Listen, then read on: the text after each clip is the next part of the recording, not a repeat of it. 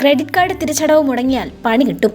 രാജ്യത്ത് credit card മുഖേനയുള്ള ഇടപാടുകൾ വലിയ തോതിൽ വർദ്ധിച്ചിരിക്കുകയാണ്.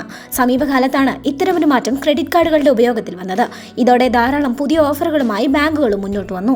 വലിയ ഓഫറുകളാണ് ക്രെഡിറ്റ് കാർഡുകൾ വഴി ബാങ്കുകൾ നൽകിയത്. എന്നാൽ ക്രെഡിറ്റ് കാർഡിലെ മിനിമം ബില്ല് കൃത്യമായി അടയ്ക്കുന്നതിൽ വലിയ വീഴ്ചകൾ സംഭവിച്ചതോടെ പുതിയ നടപടികളുമായി മുന്നോട്ട് വന്നിരിക്കുകയാണ് ബാങ്കുകൾ.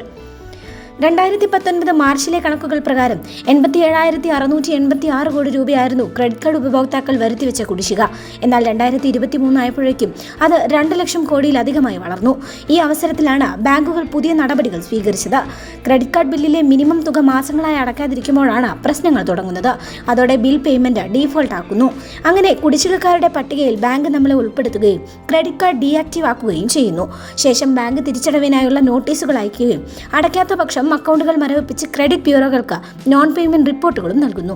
ഇത് ക്രെഡിറ്റ് സ്കോറിനെ ബാധിക്കുകയും ഭാവിയിൽ വായ്പകളോ ക്രെഡിറ്റ് കാർഡുകളോ ലഭിക്കുന്നതിന് തടസ്സമാവുകയും ചെയ്യുന്നു.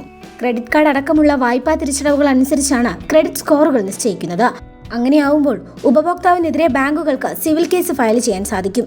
കൂടാതെ ക്രിമിനൽ കേസുകൾ വരെ ഫയൽ ചെയ്യാനുള്ള അധികാരവും ബാങ്ക് അധികാരികൾക്കുണ്ട്.